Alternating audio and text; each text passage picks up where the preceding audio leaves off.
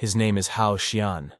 He always dreamed of being nobody, hiding from life under the mask of inactivity.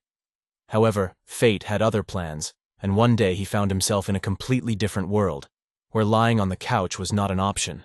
For over 3 years now, Hao Xian has lived among the cultivators in a fantasy world, a place most only dream of visiting. There were magical systems and secret techniques that opened up new possibilities and aroused deep interest. His new body was not easy. The former owner was Tanya, and his new skin kept memories between the pages of an old book. Learning the amazing techniques allowed Hao to grow demonic wings, although they were small and barely noticeable. However, he did not wish to engage in cultivation. This whole world seemed incredible to him, and at the same time oppressed him. It was impossible to postpone matters for later. He had to urgently find a solution. Otherwise, his second chance at life would be lost, and heaven would not forgive a mistake. The gods were outraged at his laziness, for they had put so much effort into giving him this chance that thousands had longed for. He decided that something had to change. I started with 10 push-ups to cheer myself up and put my thoughts in order. After the first attempt, his eyes widened with unusual activity. The second attempt was almost unsuccessful. He almost tore his muscles.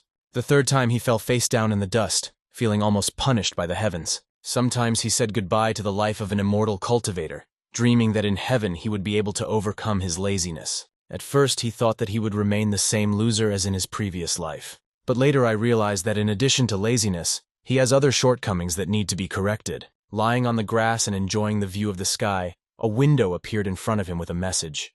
There are 100 days left until the end of the quest, and failure threatens death. Hao Xian was not as indifferent to life as he had previously thought.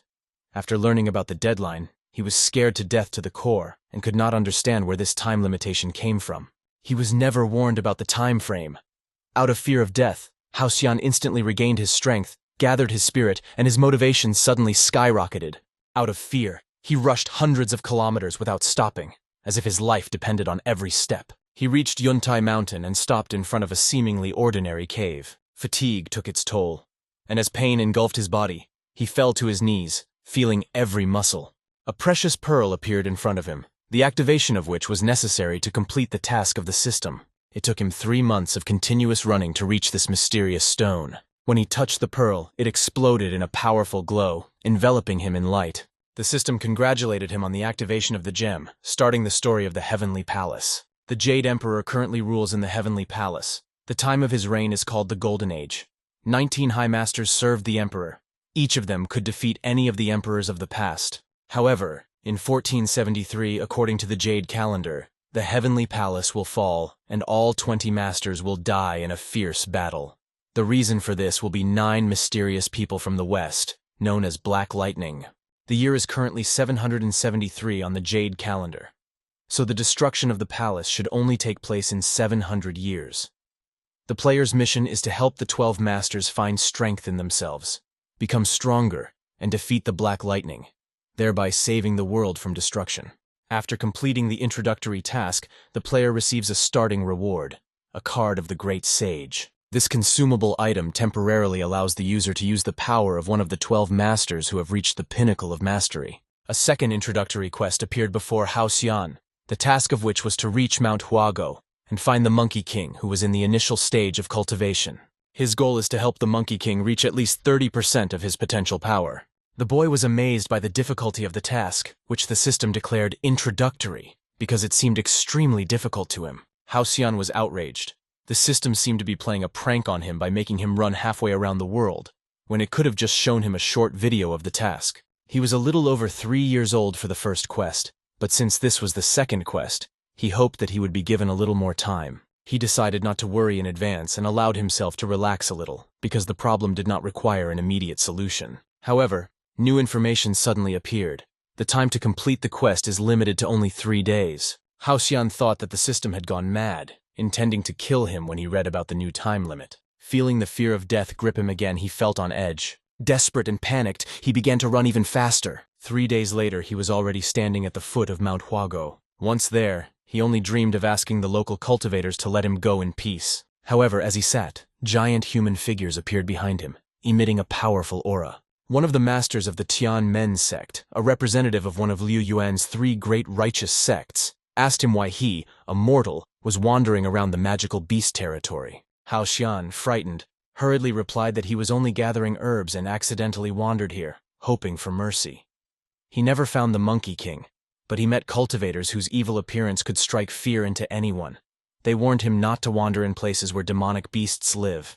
Haoxian had barely announced his intention to leave this place when the master interrupted him with an unusual and what he thought was an interesting plan.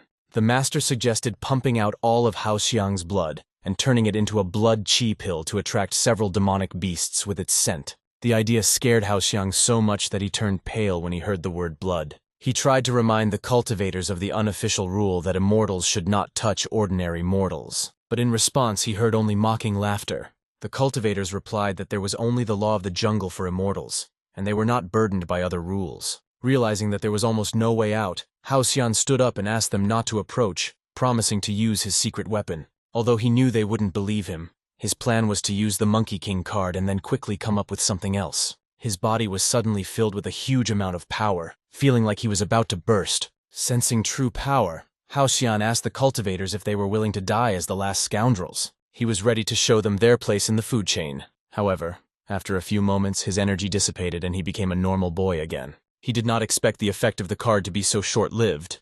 On the system message screen in front of him, "Congratulations, Master. You are the first to activate the Great Sage card. Now you can transform into the Monkey King. The next use will be available in 10 minutes. He could now use this power as much as he wanted, but only after 10 minutes. He could have activated the card earlier and avoided this danger. Haoxian couldn't help but think that the system was still playing tricks on him. One of the men grabbed Haoxiang's skin and asked him about the source of the powerful energy that had so impressed him. Suddenly, everyone's attention was drawn by a huge red dragon that appeared in the sky. Standing on the giant stone was a man radiating incredible power. Vijit was Sun Wukong, the Monkey King, the young version of Haoxiang's target. Sun Wukong turned to the audience and asked if they had decided to hunt his monkey relatives. This caused everyone to be surprised, as higher-class demons usually don't go beyond their usual limits due to a few random deaths of lower-class demons. Everyone thought that a powerful demon like the king was unlikely to get lost in such a wilderness. It seemed that Sun Wukong just decided to have a little fun, which confused everyone present.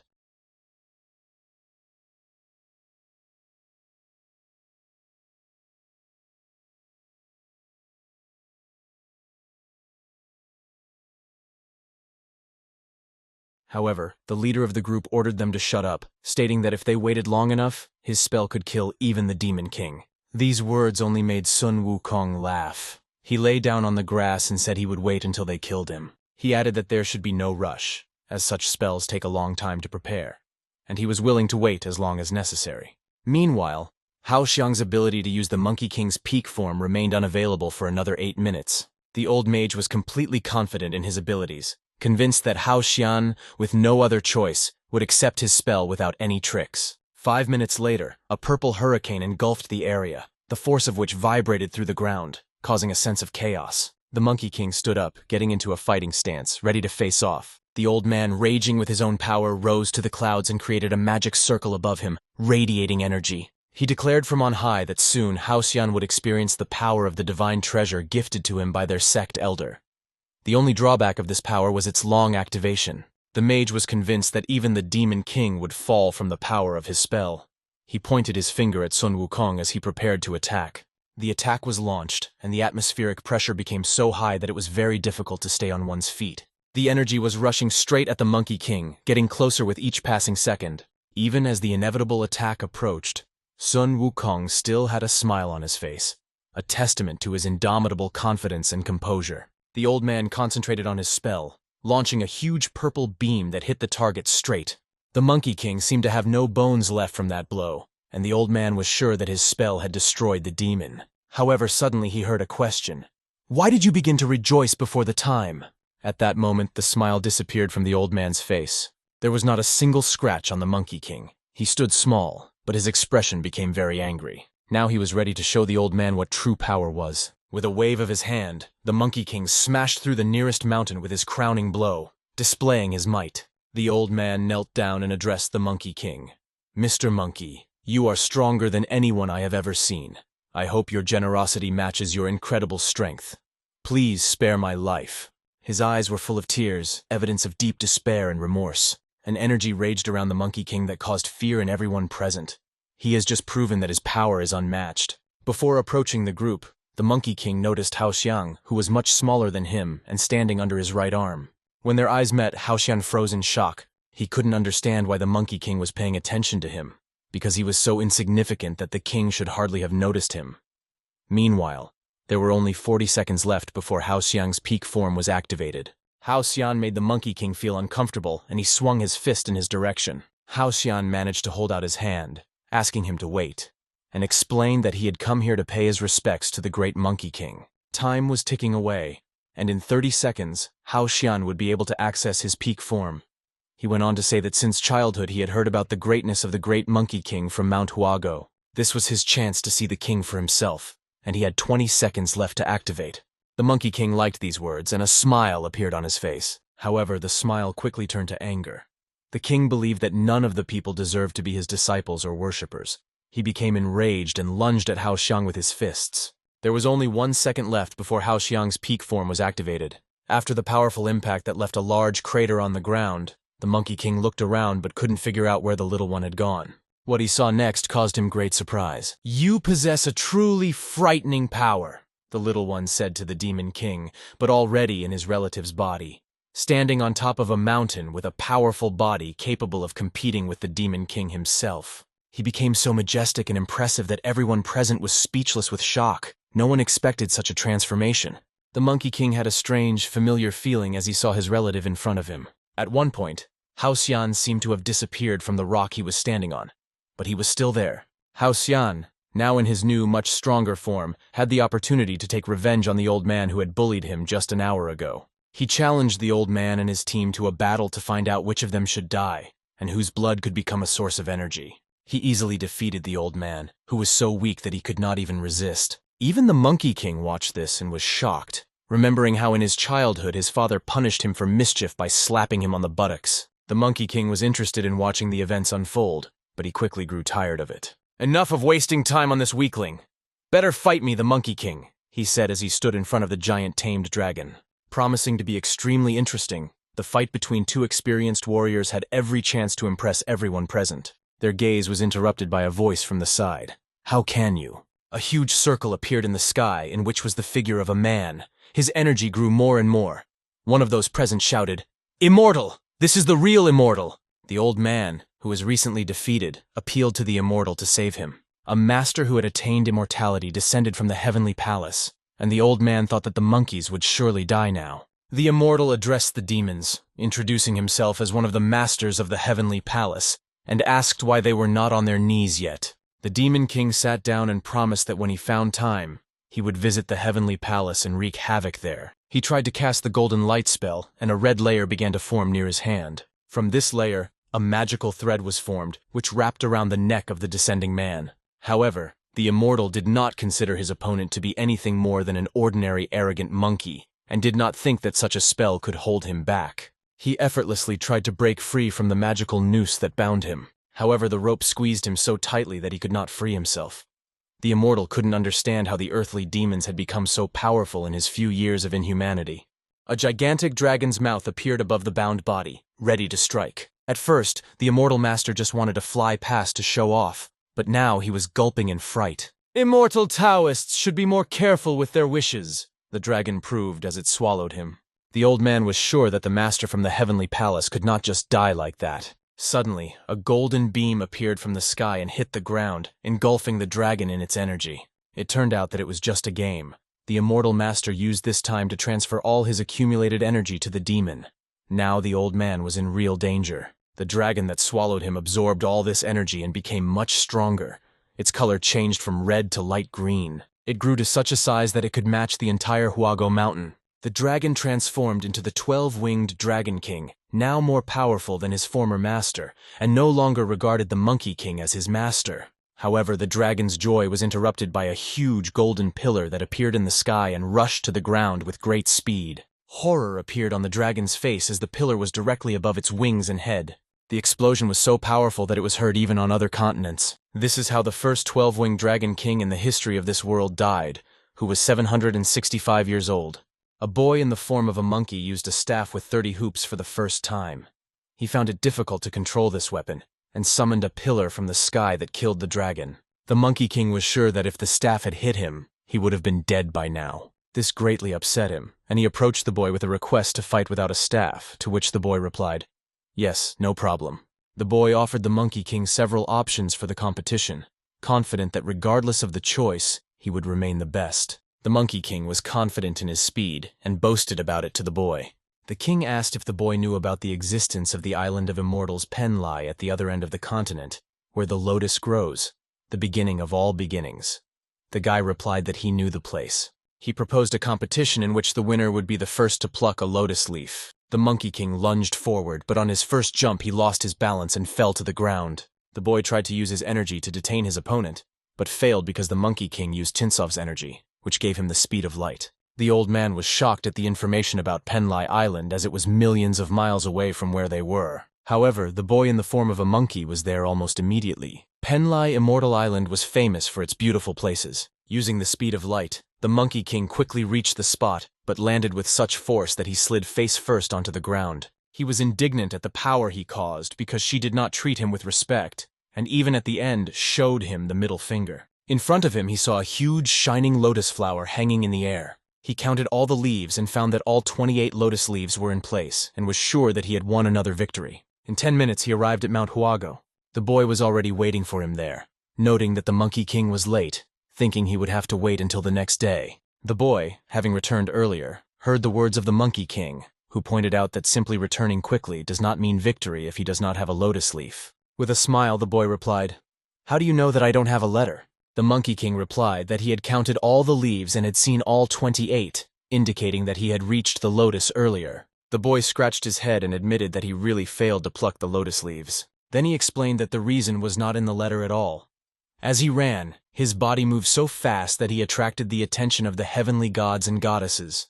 Therefore, to ensure his safety, he decided to stop and turn back. Those who listened to his story could not understand what he was saying. The Monkey King laughed and called him a foolish boaster. He asked the boy to stop making up stories and just admit defeat, calling him a poor liar. The boy continued to listen to the Monkey King lashing out at him. Despite the risk, the boy agreed to do it again to prove to everyone that he was telling the truth. He asked everyone to watch carefully, so that later they would not say that he made everything up. Pushing off the ground with great force, it created a beautiful golden beam. His body was moving so fast that it was hard to see, as if it was cutting through the air. Behind him was only a golden streak created by his great speed. Like a hurricane, the boy continued to move, swirling currents of air behind him. It seemed that if he continued to move like this for another hour, he could burn down the entire forest from the sparks that formed under his feet, due to his incredible speed. Everyone watching was shocked, standing with open mouths and staring eyes. His speed caused the sky to turn red. Hundreds of red eyes began to descend from the sky, turning their attention to the Monkey King. Even the boy, when he landed, thought that perhaps he should not have run at full speed, for even he himself was frightened. Next time he should be more careful because of the danger. Ever since the Monkey King was born from stone, he hadn't felt emotions like this. Thanks to the boy's energy, the Monkey King sensed a desperate situation, helping Sun Wukong gain 5% of his potential power, so that he now possessed 15% of his potential. The Monkey King could do nothing but sit back and admit defeat. He could not believe that the defeat was due to the boy's armor or weapons, and did not want to accept his victory. The guy smiled and offered to give all his equipment. He remarked that after this, the Monkey King would not be able to cover up his defeat with anything else. The Monkey King cheered and urged the boy to undress quickly, assuring him that he would prove his strength without toys. But then a realization came to the Monkey King, and he suddenly blushed. He began to retreat, declaring that he would meet the boy in battle another time, as he now had very important matters, even unknown to himself. The surprised boy began to think about what was happening. Even the Monkey King's servant emphasized to his boss that without the armor, the boy would definitely not be able to compete with him. And this was an excellent opportunity to win. The Monkey King barely agreed with his monkeys as they forced him to give up his armor. The boy sensed something was wrong when the Monkey King started asking for his armor, claiming he was going to change clothes. The Monkey King hid behind a mountain of stones and began to change his clothes. He changed quickly, knowing that if anyone saw him, his secret would be revealed, and that would be the end of it. The boy, standing on a mountain of stones, noticed something very interesting on the body of the Monkey King. He laughed so loudly that words cannot describe it, pointing his finger at the Monkey King. The Monkey King began to chase the boy through the taunts and noticed that everyone was looking at him. All observers were shocked. Some even almost lost consciousness from what they saw. Everyone was staring at the Monkey King tattoo on his shoulder, which was in the style of rainbow children's toys and hearts, like a girly tattoo. The Monkey King erupted in anger at being the laughingstock of everyone, claiming that the Monkey King could have such tattoos. He asked whoever said that strong and handsome men can't like cute things, thinking he should change the world and make society understand that it's okay. After 10 minutes, he was already standing on the mountain, regaining consciousness after crying. Trying to forget what happened 5 minutes ago, he tried to focus on his opponent. After the Monkey King put on all his armor and armed himself with the boy's weapon, he felt a great increase in strength, confirming his own thoughts of its power. Energy shone brightly in his eyes, giving them a special shine. With the cry, "Die!" he rushed at the boy like lightning. The boy stood without armor and weapons, just waiting for a blow, even forgetting how to defend himself against an enemy attack. Deciding to call it simply a fist strike, the boy concentrated energy in his fist that gave him confidence. The enemy was so confident in himself that he did not even consider the possibility of defeat, because he had a powerful weapon in his hands. Using this weapon, he delivered a blow so powerful that the ground around him shook, creating a radiant energy beam. The impact was so strong that the waves spread across the land. After a few minutes, these waves could be heard even in the galaxy, and it is rumored that even some of the inhabitants of the black hole heard them. Against the background of these events, you can imagine beautiful flowers against the background of the blue sky, or a desolate desert against a gray sky where there is not a single drop of water, or the pain felt by a person whose consciousness runs through his whole life. Faith, literacy, the unknown, communication, hope, time, remorse, fate, darkness, youth. All this the Monkey King felt in his head and could not bring order to the thoughts that were chaotically raging in it. He felt like a patient who was confused, but at the same time found some truth. However, in reality, he was now deprived of everything, finding himself in the center of his own storm of emotions and thoughts. It turned out that the powerful attack and energy beam that spread across the planet was not caused by the Demon King, but by the boy using his fist, which he was well prepared for. He punched his opponent into the ground so hard that he could not gather his thoughts, and in one moment, his whole life flashed through his head. The boy, standing over him, explained that it was called the voice of the Tao, and he used one of the great Tao's power varieties. The Demon King, panicked and excited at the same time, asked the boy how he could learn this. The boy replied that the Demon King was currently engrossed in improving himself, striving for immortality, or searching for a stronger weapon, and did not want to admit one truth. The great Tao is imperfect. Only when you get out of the eternal search for perfection, accept order and chaos, will you be able to see the true meaning of the great Tao. Then your martial art will turn into not just a technique, but a real art and borderline power. The king was surprised by the phrase, "The great Tao is imperfect." He could not understand what the boy was talking about. He ran those words over and over in his head. At that moment, the Monkey King felt something inside him shift. A huge gate appeared in front of him, which was impressive in its appearance, and it seemed that no one had opened it for hundreds of years. Behind these gates, he saw something that he could not even imagine. He found his new Tao Wei. Sun Wukong reached 30% of his potential and successfully completed his quest. His reward was the card of the great sage Nej. Unexpectedly, each completed quest rewarded him with a card from one of the 12 heavenly palace masters who were in peak form.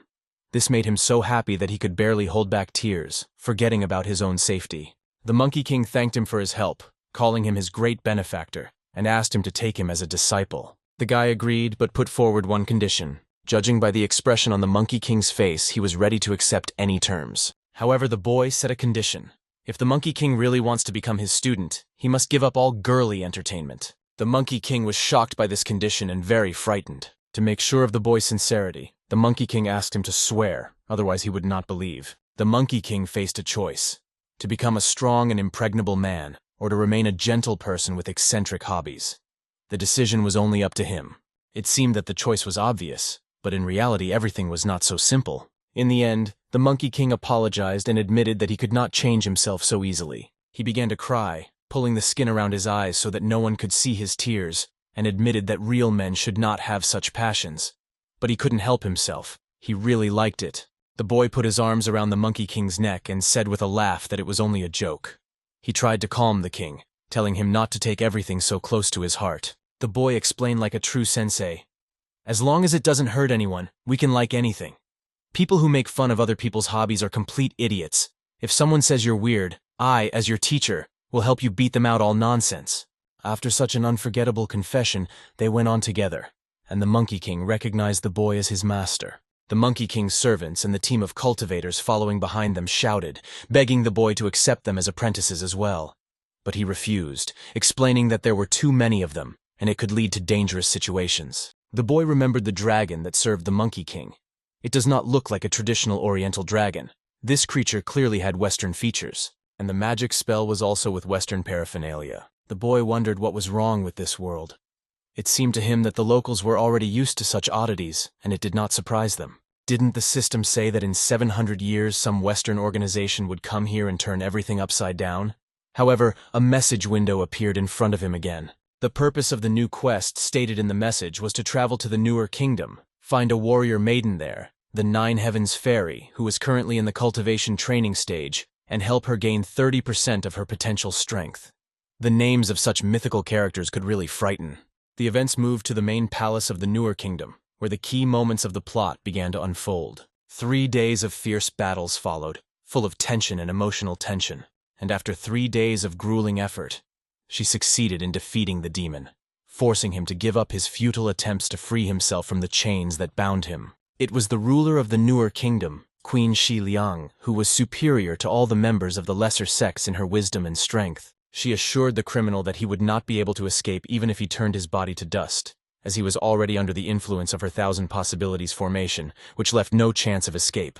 The man who was considered the strongest formation master on the continent expected nothing less. However, he managed to declare that he had mastered the boundary power, which gave him new possibilities. An impressive aura began to form near her feet, resembling a black hole, and suddenly this aura began to suck the girl, capturing her in its trap. The girl found herself in another world, where everything around was immersed in darkness, creating a feeling of isolation and unknownness. In this dark world, he transformed into a true god, taking the form of a skeleton, and equipped the place with unlimited power. Unfortunately for her, she had fallen into his kingdom's territory and was now chained with no way to escape. He was sure that she had already lost, and now the entire kingdom of New Year would belong to him. He had plans for her as well, wanting her to belong to him as well, calling her his dear queen. Meanwhile, the boy continued his journey back to the newer kingdom. He had almost reached the kingdom, and he didn't feel like doing this pointless quest at all. The kingdom was so close, but he was biding his time until the last day. A monkey looked out from behind the stone and, addressing him as his master, asked, "Do I really need to remain in this form?" The boy was impatiently waiting for him to appear and asked him to come out from behind the stone faster. A monkey came out from behind a rock looking very cute in armor, like a little baby to look after. The boy reassured him, saying that there was nothing shameful about it and that it was part of his training, which he would understand later. Then he gently hugged the monkey and asked if the master could do anything to harm his student. Well, Hao Xian actually thought otherwise, believing that no one would want to attack such a defenseless and cute boy, thus reducing the number of potential enemies by 50%. A man was watching the scene of master and apprentice from behind a stone. He had a suspicious smile on his face, and he didn't look too trusting. A man came out from behind a huge stone and looked at the characters in surprise. I asked them if they were local because they looked unfamiliar. The person they met offered them to spend the night, saying that he had a spare room where they could have a comfortable time and spend some money. Questions arose in the main character's mind about how the old man managed to say so many words so quickly. A little money? What does that mean? He thought, not understanding why the old man used such strange words. He envisioned a world where everything was modern and perfect, but then reassured himself that he shouldn't pay attention to earthly standards in the world of immortal cultivators. Calming his thoughts, the hero declared that he is still a minor and will not go where adulthood is required. The old man remembered that their leader had already captured the kingdom of Newer, and the whole garden was now full of beautiful women at the disposal of the conquerors. This news sounded very strange, especially the word captured. However, the old man said that if they do not believe, they can see for themselves. He pulled out a golden layer that began to glow brightly. Shar transmitted a projection of a city where beautiful girls were available to everyone, clearly demonstrating the situation. The hero was amazed by what he saw. The famous girls of the newer kingdom glowed in front of him in the projection, whose appearance caused shock and surprise. The old man added that if that wasn't enough, they had something even more exciting. But the girls in the picture looked scared and distressed. He began to talk about the boundaries that are important to observe, emphasizing moral boundaries. The old man assured the boy that they could satisfy his every wish, no matter what his imagination. Such words enraged the monkey, and he began to seethe with anger at the old man's shameless remarks about girls. Shouting, "Die, you bastard!" the monkey rushed to the old man and punched him in the beard. He shouted that this is exactly what should be done to those who abuse women. Despite the question, "What are you doing?" the monkey responded with another blow, grabbing the old man's neck tighter. When asked about his intentions, he answered that he intended to send him to heaven, being very angry. The boy intervened, calming the monkey down, saying, "Wait, that's enough." He asked the old man to forgive his student, explaining his youth and imprudence, and then decided to leave, saying goodbye to the old man. Quickly grabbing the monkey, he ran over the horizon trying to get away from these two nasty men. The old man's assistant asked if they would really just let them go. The old man explained to the assistant that this cowardly boy could not be the one they were looking for. The monkey was angry with his teacher for restraining him and not allowing him to give the old man his due. The boy calmly explained to the monkey that if the old man's words were true and all the power of the head had reached the kingdom, then their efforts to attract the two vagabonds could turn out to be a tempting trap. The monkey realized with surprise that they could have become victims of someone's cunning trap without knowing it. The boy came to the conclusion that the whole kingdom could be a big bait for more important persons. He decided not to frighten the old man and his assistant, but inwardly he was convinced that all the perpetrators should be punished. Filled with remorse, Monkey fell to his knees and began to ask the boy for forgiveness for his actions. He tearfully admitted that he thought of his mentor as a coward, but now he realizes his mistake and deserves to die for his audacity. The boy waved his hand, denying the charge of cowardice, and explained that at first he acted on instinct, running away, and then thought the situation over and came to this conclusion. They planned not to waste their time, but rather make their way into the city to explore it. But it was not without adventure. Their attention was drawn to shouts from behind, where someone shouted loudly, "Hey, you dirty bastards!" It was a girl of extraordinary beauty who had already tied up their accomplices, warning them that escape was not an option. It turned out to be an old man and his assistant, very small and tied together like children's toys, which gave the impression of a spell or magic. A notification appeared in front of the boy. "Din, congratulations, you have achieved the goal of the second quest. Met the fairy of the 9 heavens." The boy was shocked to learn that the girl is a fairy of the 9 heavens. She resented the way they treated the girls, thinking that these boys were accomplices of the perpetrators. With a sword in her hands, the fairy resolutely rushed at the boy. In a panic, the boy shouted, "Stop, sister, stop! Don't rush to conclusions, let me explain!" The monkey shouted in anger, "Master, you don't have to make excuses in front of her." With renewed fervor, the monkey lunged in front of the boy, preparing his fist to strike, entering into a dangerous confrontation with the fairy. Enraged, he lunged at the girl, his eyes burning with rage. A strong energy appeared on his fist, capable of causing enormous damage. But will she harm the girl? With a swing of his sword, he released a beam of energy that flew right by her. The girl did not expect to miss. She threw another punch, hitting the target straight. But it was not him, but his clone. With a sly smile, he appeared from the side and praised the girl for her quick reaction. Convinced that it was too late to do anything, he formed a red energy layer on his fist and headed towards her. The powerful charge exploded as it hit the ground, creating a strong explosion effect. At the place of the impact, a huge pit was formed, at the bottom of which lay a girl who looked like a charred coal. She barely gathered the strength to rise to her knees. She was completely exhausted. The Monkey King was surprised because he rarely saw anyone who could move after such a blow. But his surprise was quickly replaced by a sword strike right in the cheek. The girl found energy in herself and delivered dozens of blows in a very short time, to which the monkey could not react. He didn't even notice when she managed to hit him. It was so fast. After dealing heavy damage that left the monkey lying on the floor, the girl looked at the boy standing behind him. But the monkey rose to its feet and was ready, despite the severe pain, to take more blows. The girl showed with all her appearance that she was ready to fight further. The boy recognized her strength and did not expect her to be able to hurt the monkey after his strong attack. The boy tried to calm down. He needed to use his card, but now was not a good time.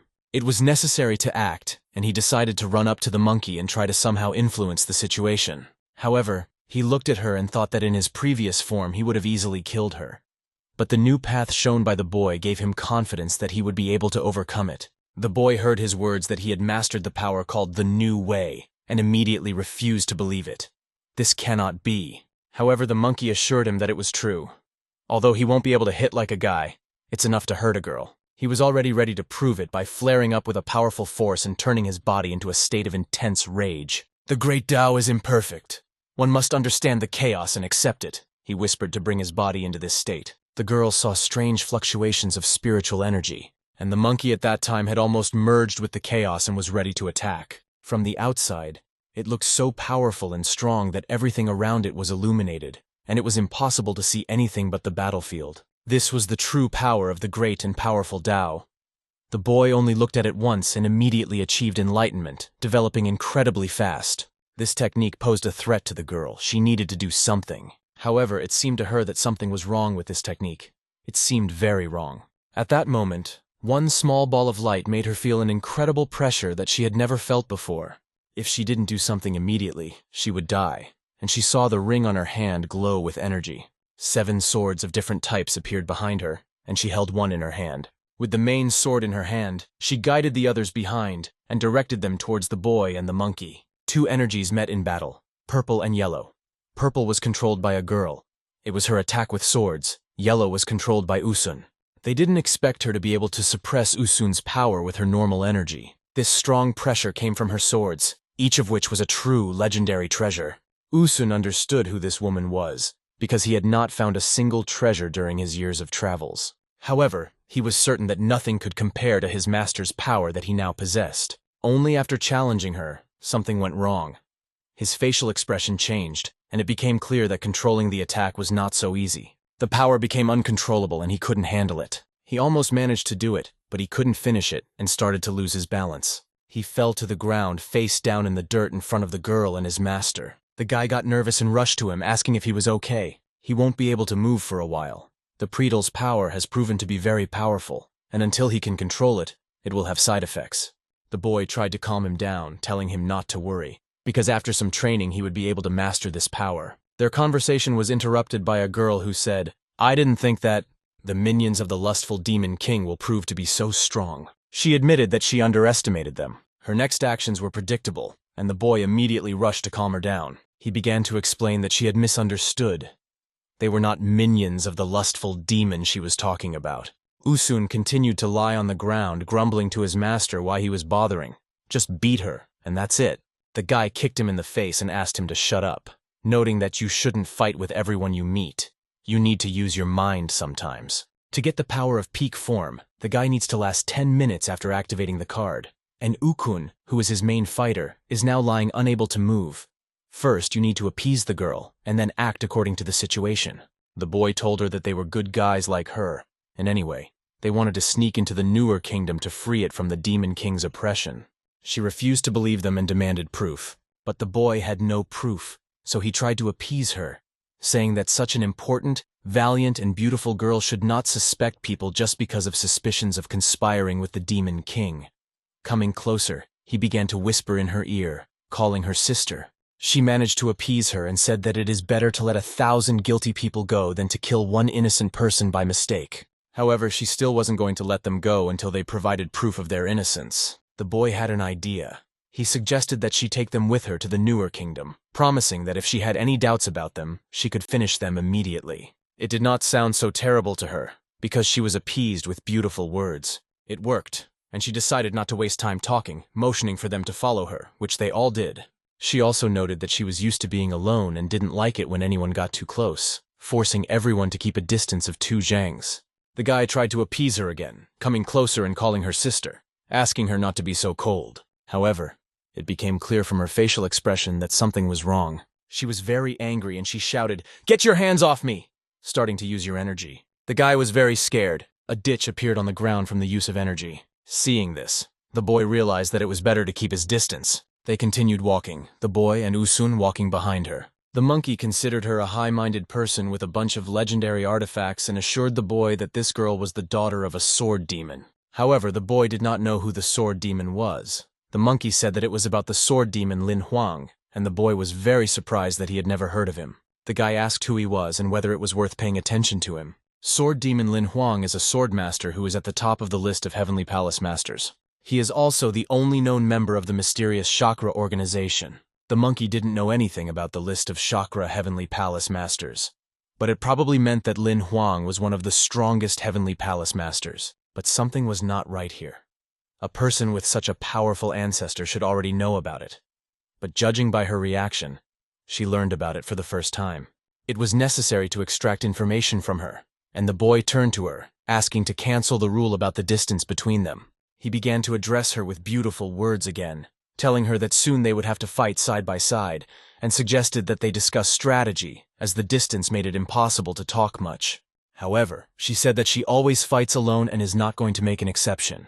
The monkey got angry again and started shouting at her that she thought too highly of herself, and how did she think she could handle everything on her own? In principle, she did not say that she could overcome everyone.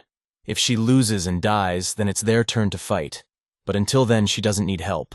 Looking at her back, it resembled an unreachable ice wall, causing an indescribable feeling of loneliness in this girl. After some time, they reached their destination.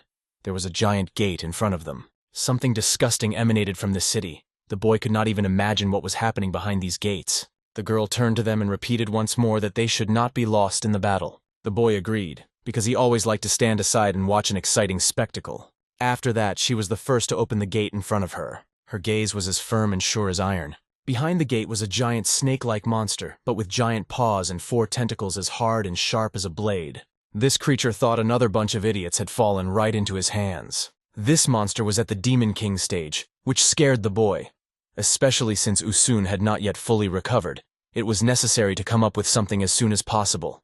If Xuan Yu dies, the boy will surely die too. The monkey also wondered if there was a way to expel these worms from the demon race. He was even sickened by the thought that he was of the same race with this abomination. The girl did not wait, but immediately rushed, concentrating her thoughts and strength. Energy began to form near the mouth of this monster. The monster used energy to drop flaming blades from the sky at the girl, but she covered her body with a purple aura and rushed to meet them. After that, there were 200 explosions from those blades falling to the ground. They were like an explosion. This monster hated people the most, and whenever he saw them, he devoured them. A purple beam flew straight to the place where the head of this monster appeared. A few more blows with her sword pierced holes in his worm body. Using her energy, the girl dealt with this monstrosity, and its jaws and claws flew all around. She killed the Demon King with one blow, which shocked the boy. Their attention was drawn to something that appeared right next to them after killing the monster. The boy, Usun, and the girl turned their heads. They saw a red aura within which was a silhouette similar to a human body falling to the ground with the words, "My beloved pet was killed with a single swing of the sword." This creature noted that the girl possessed strength worthy of a descendant of a great sword demon. She asked him if he knew her father. He replied that it was more than an acquaintance. They were connected by a blood feud. If you can't kill the older one, then kill the younger one. This creature was devoid of conscience. He was determined to show them all his power as a king, and began to accumulate very powerful energy. They immediately noticed that this is the power of the limit. He warned them that he was absolutely invincible in this area. He could kill them with just one finger, and it sounded really scary. He threw red threads over the girl, tying her up. The girl admitted her strength and said that she did not need help. She did not count on the boys with whom she came, but only on her own strength. Using her super strength, she summoned giant swords that formed a circle around them. Her energy began to increase, and she was beyond her opponent's power. He expected that he controlled her and could kill her now. Absolute invulnerability did not exist in this world. Her opponent was strong, it was true, but her legendary sword formation was strong enough to withstand him. Also, compared to the strength of the monkey she had fought before, this opponent's strength was ridiculous. When she said this, the monkey smiled and thought to himself, "His strength is not worth the bounds and souls of my master's strength." The boy grabbed the monkey by the neck and warned that it was enough to provoke everyone, because the enemy might attack, and what they would do then. However, the enemy did not wait and used dark magic, summoning a bone army. A large number of skulls appeared above him. All the skulls, covered with energy, began to fly towards the girl. She needed to do something, and she was looking at the huge number of skulls that were approaching. Then something really unique happened. The girl used the sword art, the dance of cherry petals. Everything around her was glowing with her purple energy, and the aura was extremely strong and beautiful. There were many powerful arts and skills in her arsenal, but the opponent was very strong right now. The battle began. Explosions were heard around from the blows of this scumbag and the girl. The boy and the monkey watched the battle, waiting for the monkey to recover from the previous use of the boundary power. The boy could not wait so long, and decided to use his trump card, because if the goal of his quest dies, then he himself is finished. He activated the Nether card and was able to transform into peak form after 5 minutes. It was a good time, and the system continued to give him more benefits with each quest he completed. While the boy rejoiced at the new possibilities of the system, the girl fought with the skulls flying at her. They broke through the barrier from her aura and flew straight at her. One swing after another, she smashed the skulls one by one. But the enemy decided to give her another surprise, and created in his hand an even bigger skull than the others, with red glowing eyes that kept getting bigger. In an instant, it became greater than the very enemy that created it. The aura turned into a fire that engulfed him. Now the girl had to fight not with the number, but with the size. She was not going to give up and was ready to prove that even this giant skull could not defeat her. Yinmu Huang was the name of the gigantic sword of the heavenly treasury of unreal power that descended from the sky, and its blade was near the skull. The opponent had to admit that she is very strong. The boy and the monkey were shocked at what she had just done, as the thing was no less powerful than the gold-ringed staff. This is a real heavenly treasure. She decided to act radically and use the power of the fall of the phoenix. The huge sword was moving down with incredible speed. Its energy was stronger than the power of 1,000 demons. The huge sword hits the ground with great speed, forming a giant mushroom of fire. The enemy's face and body take critical damage, causing them to scream and plead for help. There is such a strong pressure in his body that no one can withstand it. Even red arteries appear in his eyes. He can do nothing more. Lies right at the feet of the girl, who walks up to examine the body that has just tried to convince her that it can defeat her, but has been defeated. Coughing, however, he rises to his arms, hoping that all is not lost. However, her sword touches his forehead, and with her look she seems to say, "Raise your head and look into my eyes." In her eyes you can see your whole life and die immediately. He makes the critical mistake of looking her in the eye. She completely binds him with chains. A giant eye appears above him and swords that are stuck in the ground and hold his chains. His head is down. His emotions are begging for mercy. He can't do anything. His hands are immobilized by shackles. She reminds him of his words that he is completely invincible in his domain as a king, saying this while standing on top of the thousands of skulls she had just smashed with her sword. She declares that she can say the same about her world of illusions. Her decision now becomes to use it and make him suffer. A second in the outside world seems like an eternity to him. In her world of illusions, he is under tremendous pressure. After 10 seconds, he lies down and cannot move. All the energy completely leaves his body. He has lost his spirit. His energy that was in the sky begins to dissipate. The red color gradually disappears. The boy and the monkey were, to put it mildly, shocked by the way she crushed him. They don't even understand what happened and why this demon lost his spirit so quickly. Can only guess that it was the same secret spell. It is said that only members of a few high families possess this strange spell, as can be seen from her eyes. The girl approached the enemy, asking him to surrender, since in this state he is no longer her opponent. But he expected this from the sword demon's daughter, knew that he would not be able to defeat her just like that. With a wry smile, he asked her if she had any idea why he chose the newer kingdom in particular. She held her breath and looked at him mysteriously, understanding what he was talking about. He chose this place because of the formations located here. Suddenly, the energy filled him again, and he inhaled the air as if he was breathing the devil's air. His energy became incredible, as if many times stronger, and he directs all his aura to the sky, creating a magical spell. With this spell, he forms a giant battlefield from his own energy. The girl can barely stay on her feet, struggling to keep her balance due to the enormous pressure. He approaches her, explaining that the newer kingdom was always just a decoy to trap her, and the large formation of the place served its role perfectly. Even she, the daughter of a sword demon, could not resist a formation that gathered all the strength of a kingdom that specialized in such formations. She gathers all the energy in her body, concentrates it because of the intense pain, in order to at least somehow resist this demonic enemy. He should not underestimate her, because the energy and fire in her heart burn forever. Everything that comes her way only inflames her heart. She flies up, her soul ready to perform incredible power, and behind her appears a giant golden figure of a 1,000-armed emperor with dozens of hands holding swords. The energy from this figure is so strong that it creates a wind that almost knocks the boy and the monkey watching the painting off their feet. They had never seen a spell like this. Even the demon himself is in shock now. She challenges him, asking if he can handle the 1,000-armed emperor. The demon sarcastically replies, "How can a worthless demon handle a spell that was left to her by the sword demon himself?" However, he's up to something and doesn't plan to deal with it at all.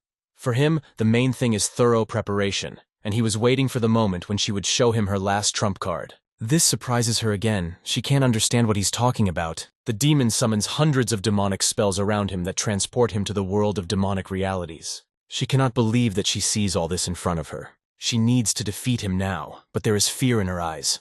Energy begins to appear around the ring on her finger. The ring begins to shine brighter and brighter. His spell works and bones erupt from her chest, piercing her body.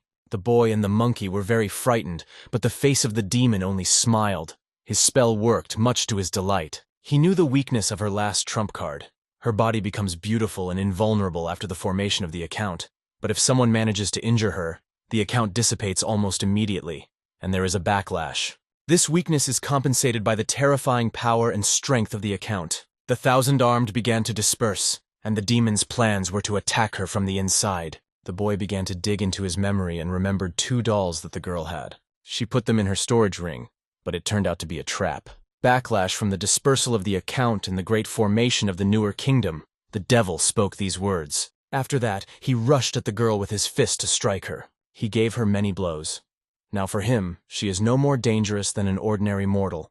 He took advantage of her love of punishing bad guys and turning them into puppets with his special spell. Attacking her, he was sure that she lacked the courage even to kill.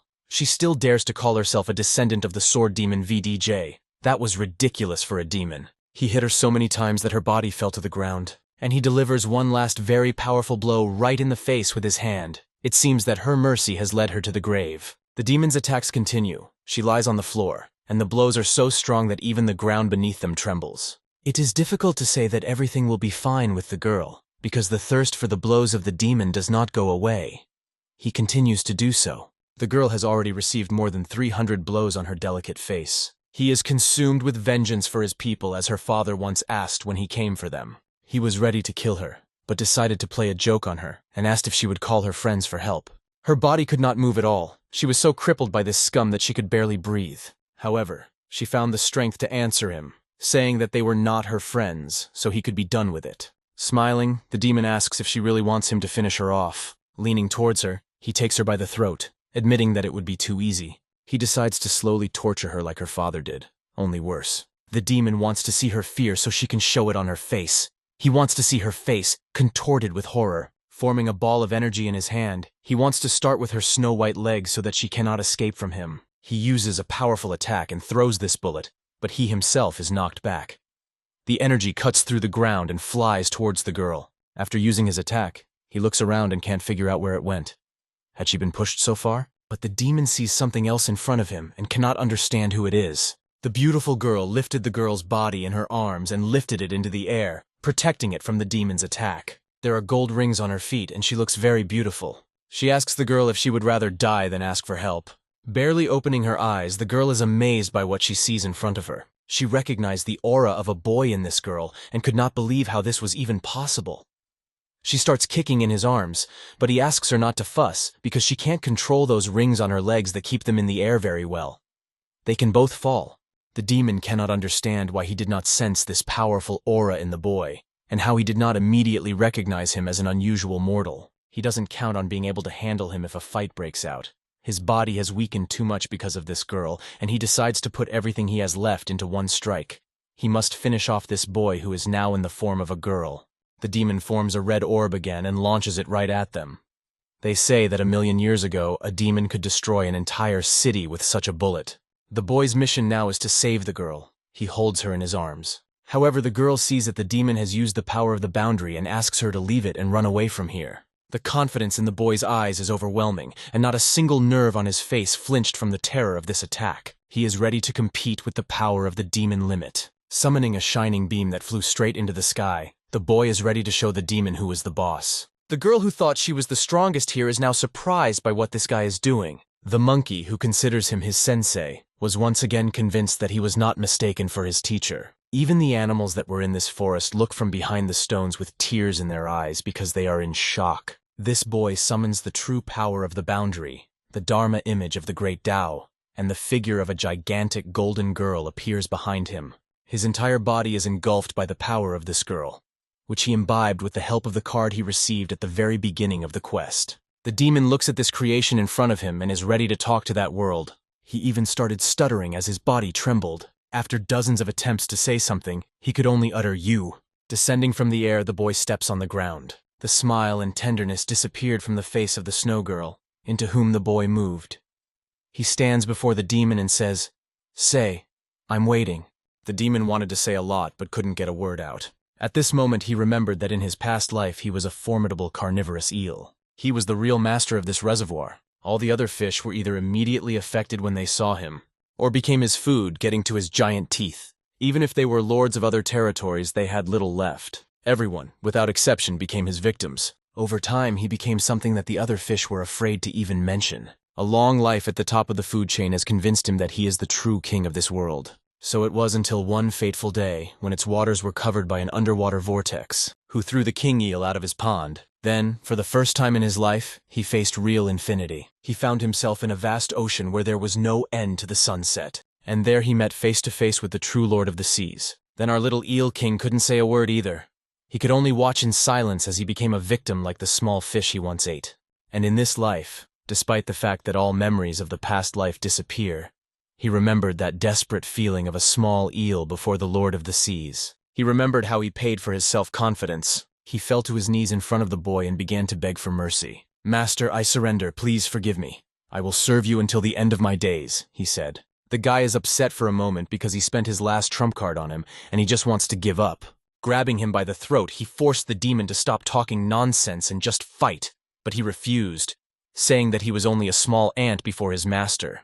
The guy kept making him fight and he just said he didn't want to die. At this time, the incredible power of Neza's peak form caused Zhuanya to plunge into her own memories. She felt such power from only one person, and that person was her father. Since childhood, she followed her father and cultivated from an early age, and almost always the environment for cultivation was not the most pleasant. However, her father always remained a powerful and unreachable back for her. She could not get close to him even while eating or sleeping, because he always told her that loneliness is the most important quality of a real strong person. Despite the unbearable pain and inability to understand it, she continued to believe her father. One day the following happened. The girl was walking in the snow, immersed in her thoughts. However, looking out from behind the snowy bushes, she saw something.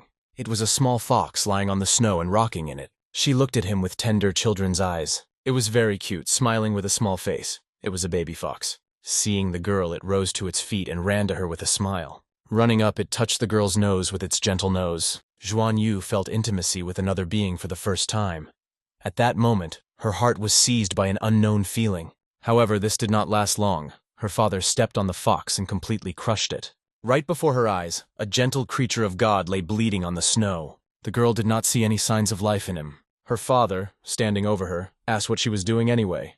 "Were you thinking of taking him with you?" The girl silently, with tears in her eyes, looked at the little animal, which she fell in love with in an instant. She was forced to ask her father for forgiveness. He kept reminding her that loneliness and indifference were the only true paths to greatness. Continuing to walk with her father, she remembered this fox and the last time she touched it. Since then, the girl no longer dared to get close to other living beings.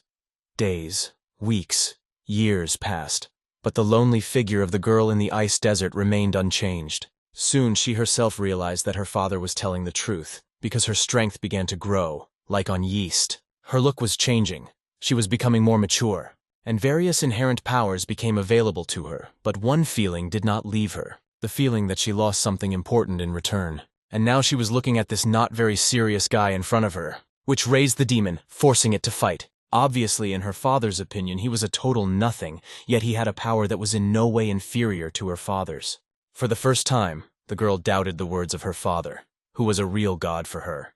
And because of this, she immediately made a fateful decision for herself. She started walking towards the boy who was trying to lift the demon. He continued to strangle the demon, telling him that he had forced him to use the map. The girl stood behind them and turned to them. The boy looked in her direction, not expecting her to approach, and she turned to him, asking him to take her as one of his students. This was completely unexpected for the boy because she had recently set a boundary in the distance between them when they walked, and now she was asking to be a student. The worldview of the Fairy of the Nine Heavens has undergone significant changes.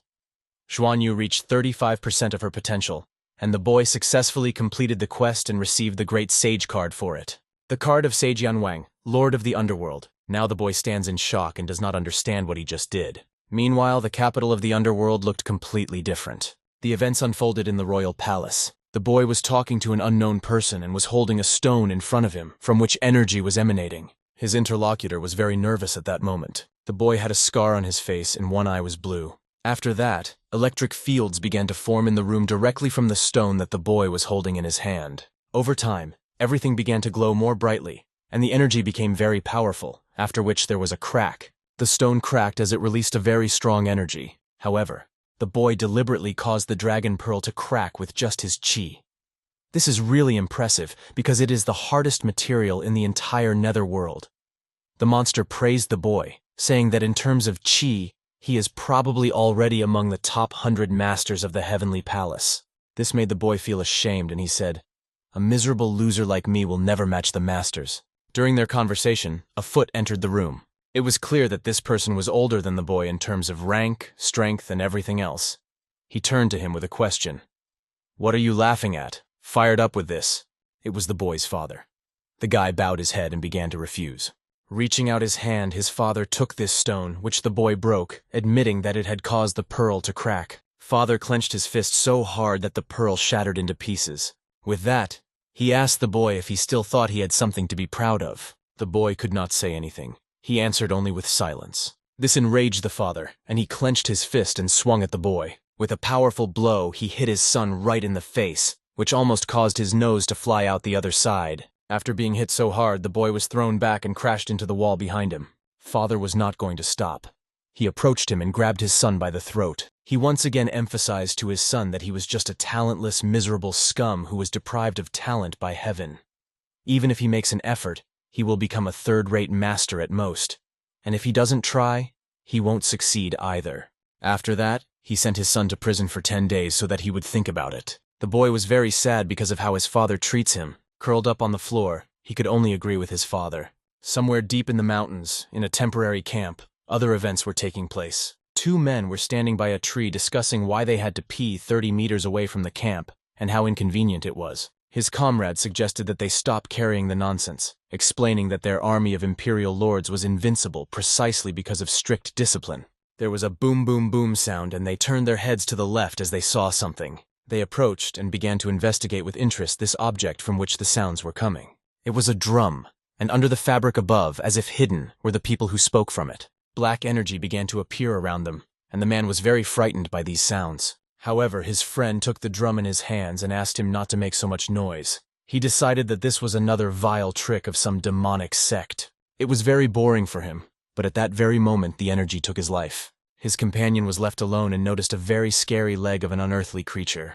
Behind that leg appeared several more giant creatures that looked like death. He was very frightened when he saw them. He had no chance to deal with these monsters. Meanwhile, 10 days after Hao Xian and Xuan Yu saved the newer kingdom from the lustful demon king, they left it almost immediately. In fact, Hao Xian simply couldn't handle the endless gratitude from the entire kingdom. On the way, for some reason, Wu Kun not only did not recover, but also fell into a deep sleep. This meant that Hao Xiang had to walk all the way alone with the 9 Heavens fairy, Xuan Yu. All the way he asked her something interesting, asked her to tell a funny story from the past, but she didn't tell anything except that she trained every day. However, he stood in front of her and said, "Everyone has some interesting interests," and offered to talk about them on the way. But her mind was only on the subject of martial arts. Their road was filled with silence. They walked 500 meters in silence. After that, they walked another 1,000 meters without talking. He was already asking the damn monkey to wake up because he was very uncomfortable. It was strange what was happening to him now, but his breathing was normal. It was not necessary to think that there was something serious with him. Why doesn't he just wake up?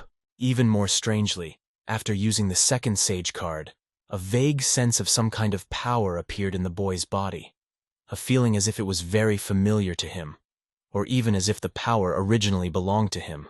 Suddenly there was a thump, and a message screen lit up near his head saying he had reached the right place. Finally, they were near the makeshift camp, and the boy wondered in his head what the Lord of the Underworld was doing in one of the mortal tents. They were approaching the camp, and there were dozens of corpses on the ground. This was not at all what he expected to see here, and his face was filled with surprise at what he saw. There were so many corpses around that it was hard to believe that anyone was alive. One could only guess where so many corpses came from. The boy already thought that there was some kind of battle here. The girl came closer to the corpse to look at it. She noticed that they had a lot of yin energy. Even dead people shouldn't have that much. A message screen with the inscription Yan Wang's location nearby lit up next to the boy. By this message you could understand that he is still here. They continued moving and reached the next point they had planned. In front of them was an entrance made of stone. The guy didn't want to go there until the end. It seems that the system is playing tricks on him again. There were witches, corpses, scary creatures, reanimated dead, And the guy was exactly the guy who in a past life was scared to death by movies and books about tomb robbing. He decided to fall to the ground, cry and shout that he will not go there. But if he does not complete this quest, he will surely die soon. After the girl addressed him, he rose to his feet. She asked if he was scared. However, he could not find the words to answer her. Then said, "Ha ha ha ha, of course not. It just gets so boring sometimes that I'm starting to turn into a weakling," and asked her to ignore it. It's good that this girl is naive and immediately believed him. Rushed to check everything first. They entered the cave. Slime was dripping from the tips of the stones on the ceiling. It was so cold and so quiet all around that it was eerie. The boy continued to follow the girl, noting that it was very spacious. This is not at all the way it was described in the chronicles of tomb robberies. She looked at him, thinking that he was good at playing the part of a bunny. By the way, the concentration of yin energy increases with each step taken. Pshoo! A sound rang out from the cave, and the boy shuddered with fear, even screamed a little. He began to listen even more to what that sound was. However, it was just a frog that lived in a cave and jumped out from behind a stone. The boy almost lost consciousness from fright. It was an ordinary frog, and his heart almost stopped. This made him feel better. He exhaled with the thought that there was no danger yet. However, he did not notice what was happening behind him. When he turned his head back, he stopped breathing. He didn't turn his head back for another 10 seconds. The synchronization of what was happening was going on in his head. He couldn't believe that he was actually seeing it right now in front of him. The girl noticed this and couldn't believe that they were all royal stage demons. How did they end up here? The inhabitants of the underworld cannot just roam the earth. Something is clearly wrong here.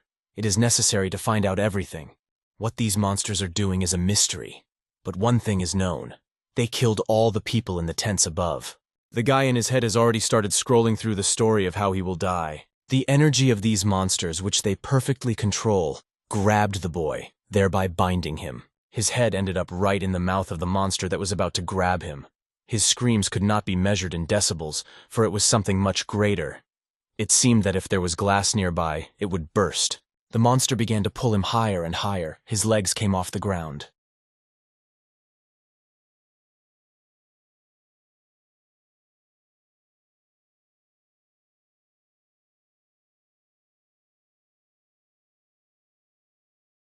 But the master's face began to turn blue with fear, and he turned to the girl. "What is this calm smile? I will die, really die, if you do not help me." The mouth of the monster was so big that if 10 more of the same guys had got in there, and the monster would have held him right by his teeth, a little more, and he would have thrown him. Now the boy had little time to think, and the probability that he was about to become someone's fodder was very high. The monkey continued to lie asleep on the floor, showing no signs that he would regain consciousness. However, at one point his eyes opened and lit up with a bright yellow glow. The monkey jumped up and said, "The great Tao is imperfect, but it gave birth to all things." The master told him exactly these words. The monkey managed to form such a powerful red circle from the aura that he simply rushed at the giant monster with the speed of light. He is not going to let anyone stand in his way. And even more so, he is ready to sacrifice everything for the sake of saving his master, who is now in danger from the monster's mouth. However, after killing one monster, the same giant monsters rushed at him. He needs to keep that pressure from such powerful opponents. One paw of this monster is twice as big as the monkey itself. A monster appeared behind him, but he didn't see it, and the boy shouts, "Watch out! There's a monster behind!" to warn him. However, as soon as the monster wanted to step on him with his paw, the monkey put his hands up and restrained the attack. The monkey seems to have a power that is stronger than anyone here. His energy began to ignite that leg. Willing to destroy this monster, the monkey tensed its body and exploded energy around itself with such force that the leg flew far back.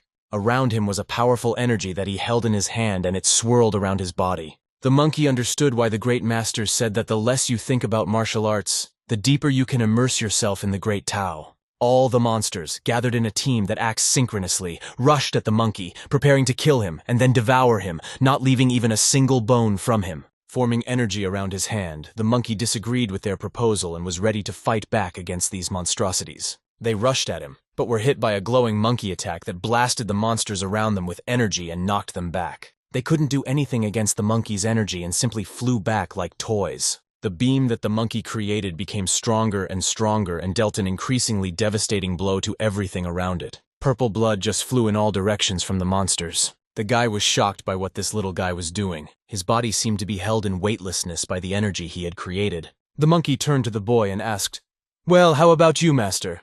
Have I satisfied you?" However, the boy looked at him and saw that his aura had changed a lot. It felt like someone completely different was in front of him. Even the girl admitted that now she definitely cannot match him. Not long ago she could defeat him, albeit with difficulty. But now everything is different. And all this thanks to the correct instructions of the master, the girl thought, looking at the boy, and believed that she would soon be able to improve her skills in the same way. At this moment, Zhuan Yu's respect for Jiang increased manifold. Her perception of her master was very different from reality. Because of this, the poor girl experienced a strange feeling for the first time. She couldn't understand why her face was so hot and why she started blushing. The boy turned to Ukun and asked him what was wrong with him, why he slept so much. He said with a smile that he was fine. He was sleeping because he was completely immersed in restoring his meridians that were damaged after failing to use the power at the edge. But now he can create as many as 8 layers of fusion with chaos. The boy couldn't believe it. As many as 8! He said to the monkey from the bottom of his heart, "You are very gifted, little one." And he wondered how to get stronger as soon as possible, because he only had 10 cards of the great masters at the peak of their power left. At this rate, the boy will soon become their student. Seeing these words, Wu Kun saw the serious face of his master, who said, "Just 8 times? Even a child can do it. You're very gifted, mate." Wu Kun thought that his master was making fun of him, and the fact that he said he was gifted meant that he was disappointed, as if all his words were sarcasm. Wu Kun immediately fell to the ground and began to ask for forgiveness. He said that he would try even harder and asked him not to give up on him because he still had a lot to learn. The boy could not understand what he was carrying. Their conversation was interrupted by a message. "Congratulations! Sun Wukong has gained another 5% of his potential power. He currently possesses 35% of his total potential. As an additional reward, you receive the ruler's mask." The boy could not even understand what he had done. Such unexpected luck fell upon him. They continued their way through the cave. He couldn't figure out what this mask even gave.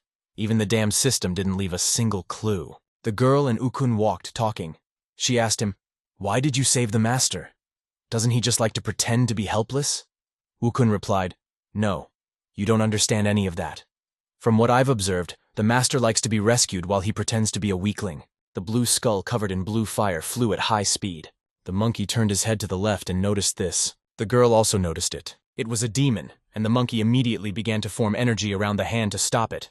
However, it was not possible to react so quickly, and the demon flew through the monkey. After that, he flew further into the cave. Several more of the same skulls appeared, flying in the air. There were a lot of them, and they all flew past their team, heading further into the cave. They flew very close to the boys, leaving a mystery. "I guess they're all very dead mortals," the boys admitted, discussing among themselves what they were. The girl noted that usually they can only be seen with special magical weapons, but she has heard that they can become visible through extreme resentment and hatred. The question remains, who killed them then? Is this Yan Wang? A large triangle in the form of a portal formed in front of them, and purple dark energy was coming from it. The entire team of boys focused their attention on the portal, staring intently, and they recognized that this aura was unmistakable. The girl could not even believe that someone really dared to secretly open a passage between 2 worlds. The question was, who could do that? However, the boy acted very cocky and said, "What does it matter who this is? He took the lives of innocents and opened a passage to the underworld. You need to go and give this bastard a good beating." When he said that, boys, he gave his hands a good massage until his fingers crunched. The boys stood for a long time, pondering over his words, and saw before them a god in the form of a boy. But the next question in the girl's mind was why the master was still standing still. Ukun could not understand this either. Standing in front of the portal, Ukun apologized to the master and said he would go first. This pleased the boy, and he praised Ukun. Touching the entrance to the portal, Ukun immediately began to be pulled into it. After a while, the boy came in, followed by the girl. After they passed through the portal, they were met by a witch. She had no legs. They were in the form of tree roots, and a tomb was nailed to her stomach. The master was very frightened, falling to his 5th place, and cried, "Holy heavens, this is really a witch!" He was so scared that he even crawled to the rocks, deeper into the cave. They tried to calm him down by saying that it looked like she was sleeping now, but it was unclear because her eyes were closed and there was one giant eye on her forehead that seemed to be open. The boy couldn't believe whether it was real or not. They got up and came closer to the witch. Touching its roots, they began to study and examine it. During the inspection, a loud rumble sounded behind the girl. The dead souls screamed very loudly, and it seemed as if they were about to fly away. However, the monkey reassured the girl by saying that these were the souls inside this demon. Apparently, the demon who created this was afraid of being seen by the inhabitants of the heavenly realm. so he weakened the mortal world of his beasts to secretly kill mortals and bring their souls to him. The monkey wondered if the beasts of the afterlife went mad when they entered the mortal world.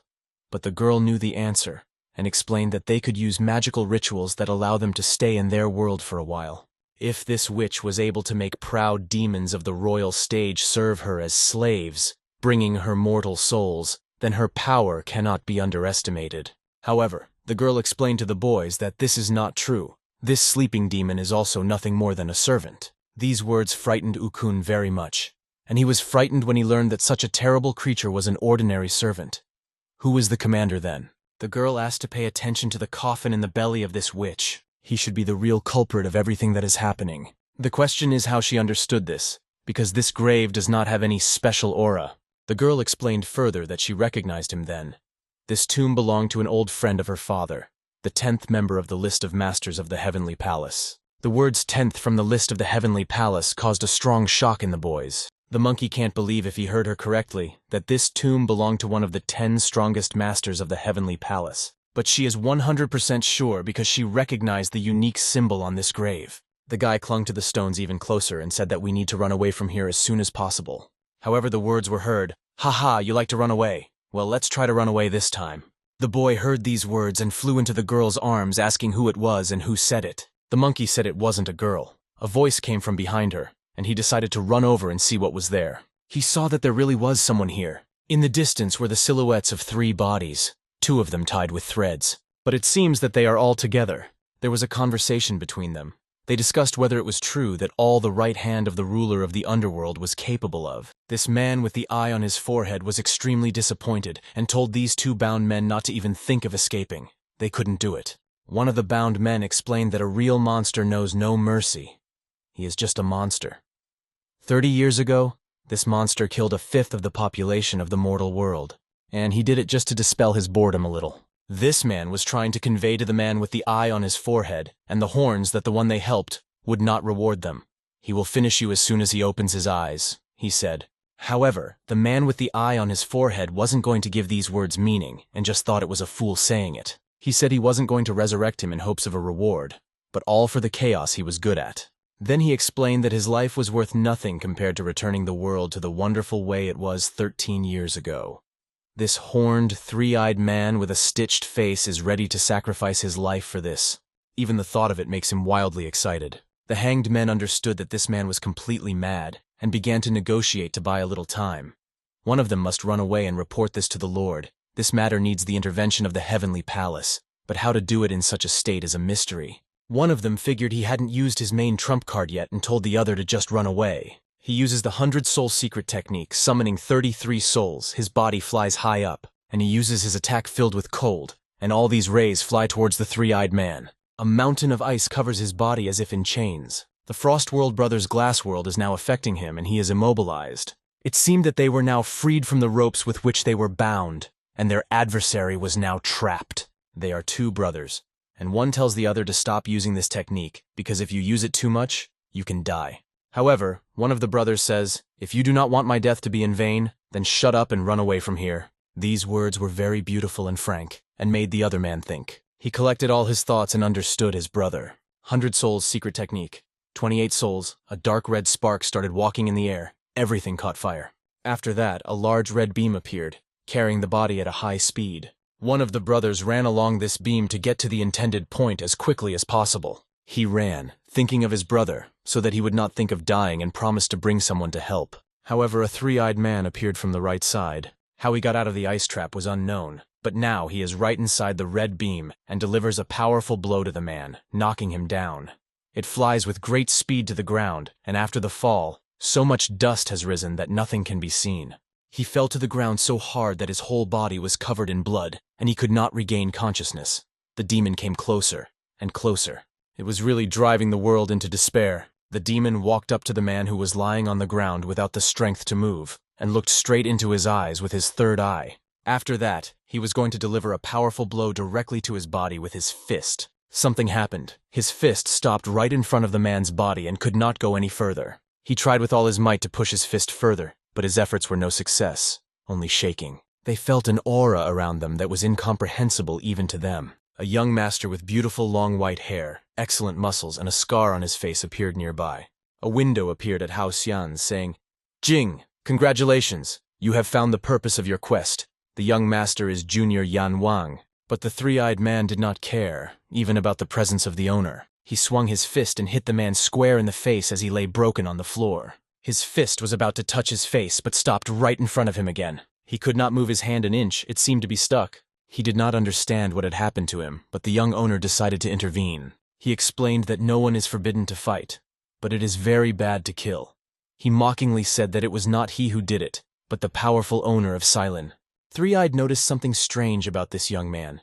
He looked and acted like a normal weakling, but his aura gave me goosebumps. And the three-eyed man was even more frightened by the fact that the young man mentioned Silin, with whom he would definitely not be able to cope. He turned to the witch, asking for her help. Her eyes opened and energy began to fill her body. The mushroom that was in her stomach fell out. The witch was energized and the roots hanging from her body were now spinning around her. She flew to the three-eyed man with great speed. A moment later, the three-eyed man let out a loud cry, and all the energy flew out of his body. He merged with the witch, and his body gained incredible strength. He reincarnated and became much stronger, challenging everyone. However, something happened and he could not move at all, coming to a complete stop. He began to get very annoyed that after gaining such great strength, he was now just standing there and could not move. The young master explained to him that he had misunderstood everything. He said that it was only a worthless man from the afterlife, and that it was done by the master of Silin, not him. If the three-eyed man does not believe, the young master offered him to prove it by stretching forward his index finger, around which waves appeared.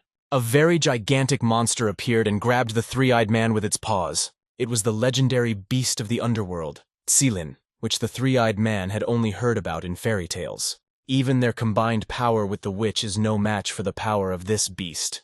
To save himself, the three-eyed man had to come up with a way to get out of here alive and wait for the great elder to wake up.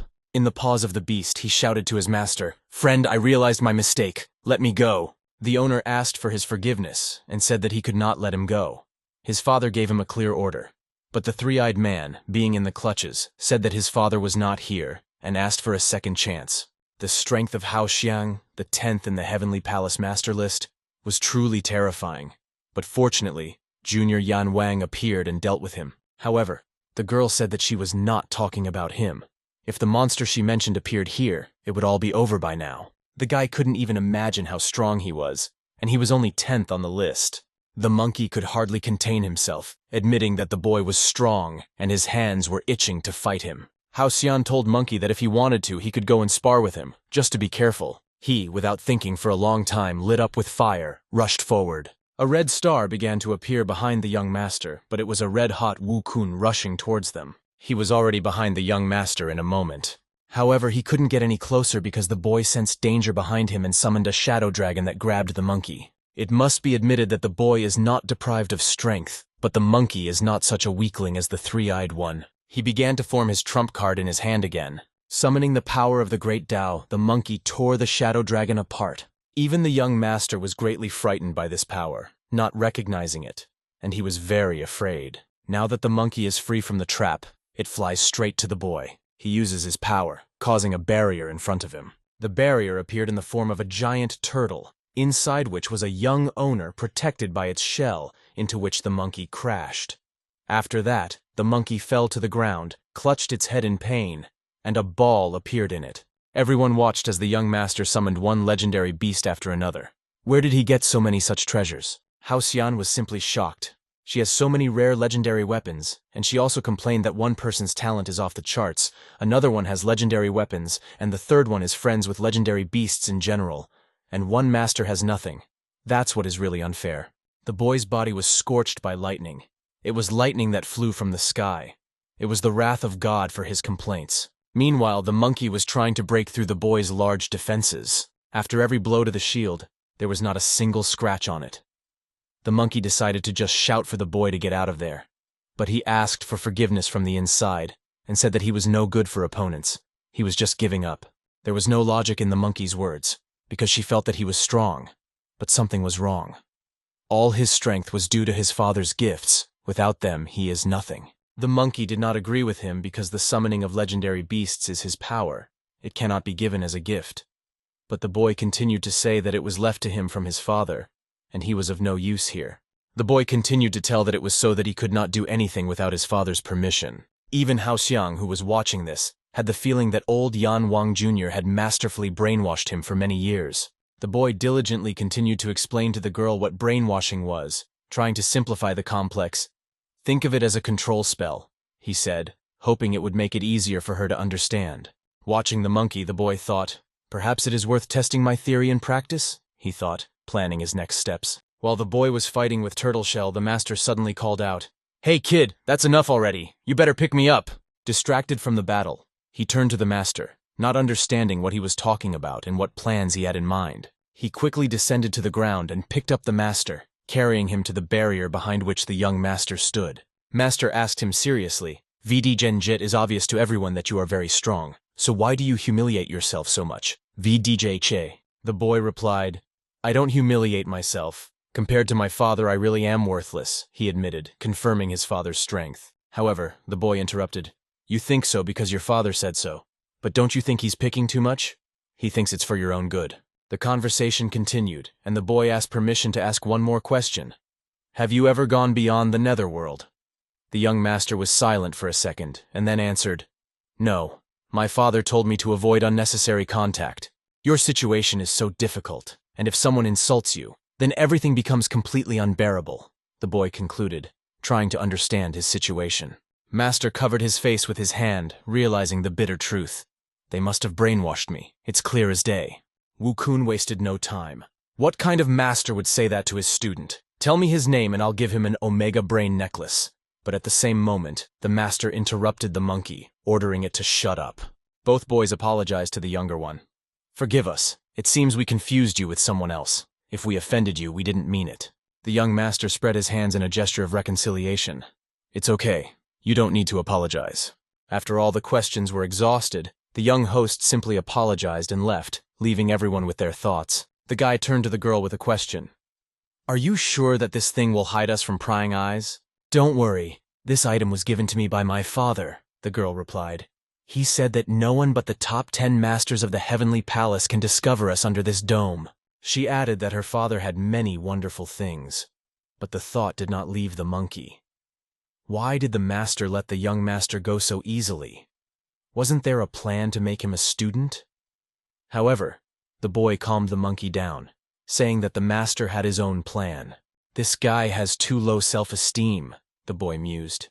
"Even if I used his map and showed him his true power, how much would that raise his power?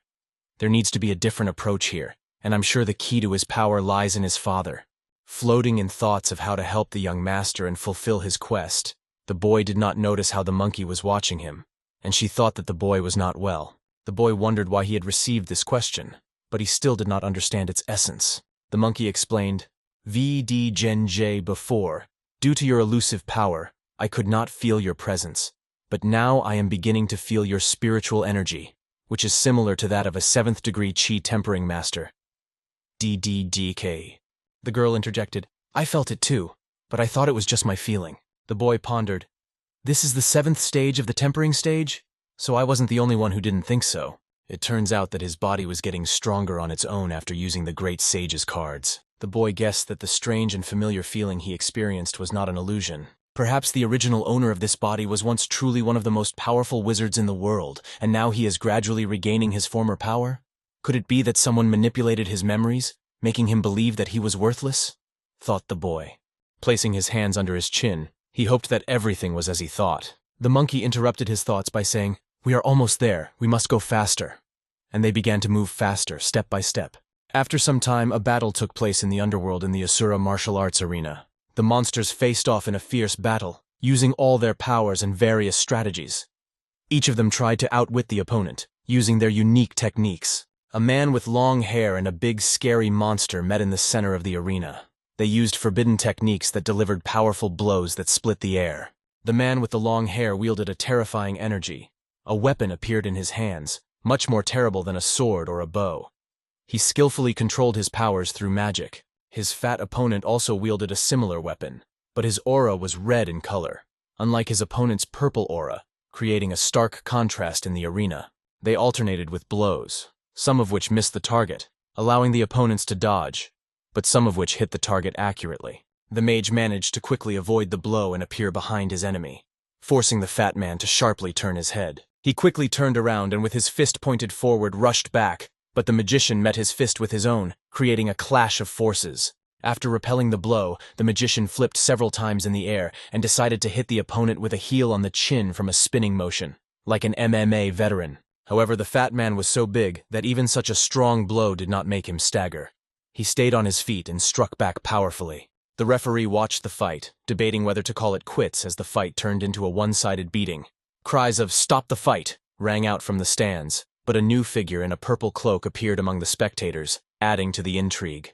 The mysterious old man, watching the battle, quietly muttered, "A bunch of pitiful nothings, you can't call this a battle." The fighters heard this whisper and turned their attention to the old man, assuming that the old braggart is starting his pranks again.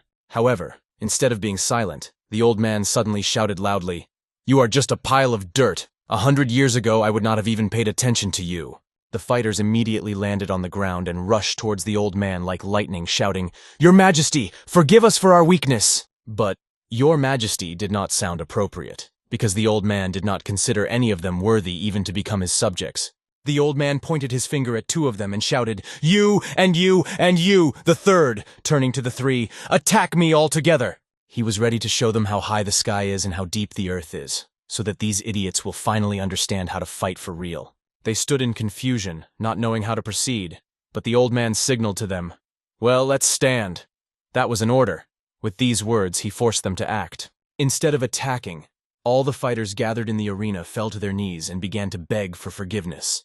"I'm sorry, Your Majesty, but we can't do this." The old man smiled wryly. "How dare they attack?" The old man grew bigger and bigger and began to mutate into a terrible monster, loudly calling everyone a bunch of brainless bastards. He declared that if any of them had dared to summon him, he would have considered him a brave man, but now they were all nothing more than cowardly insects in his eyes. Last time, the Western head believed in the words of the old man, and then he could not even get out of bed for 6 months. The old man enjoyed his power. He liked it when others bowed before him and fell on their knees like pitiful worshippers. All the fighters knew that he was a liar and a coward who never dared to enter the heavenly palace.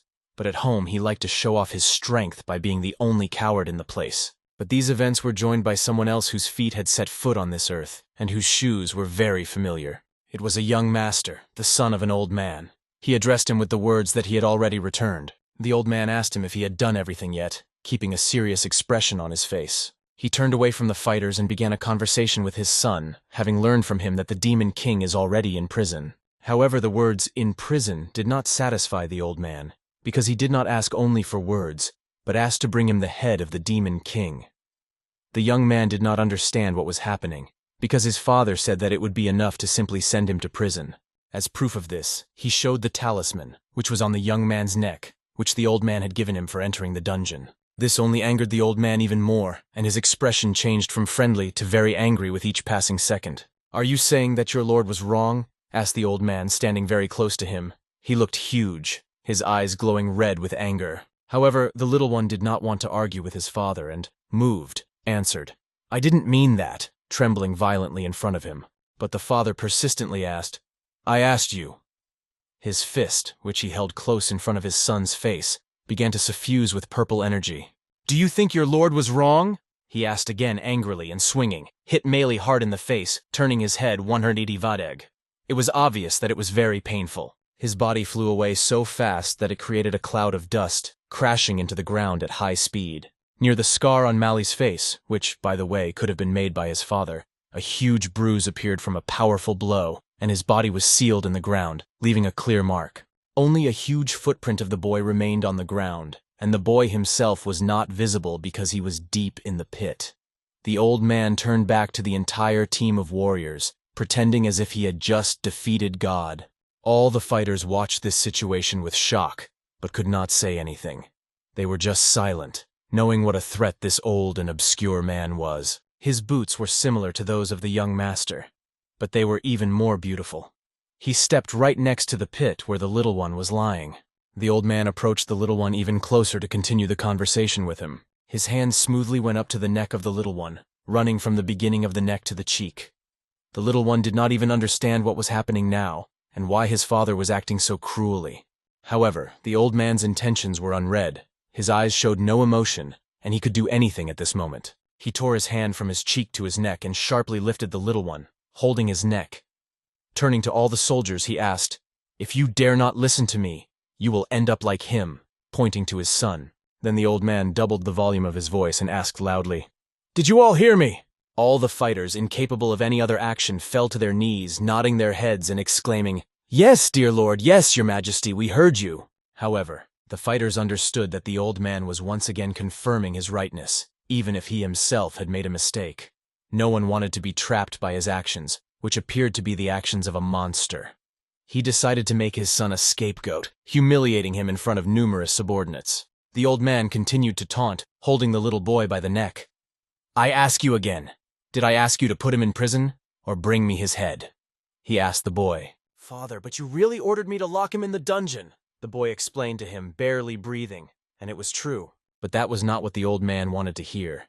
He became even angrier. His face turned red with anger. He became much stronger and angrier, as well as his red eyes that now burned all over his face. Clutching the little master so tightly that even the subordinates could not remain indifferent, they shouted, "Young master, should you be brave now if you may die?"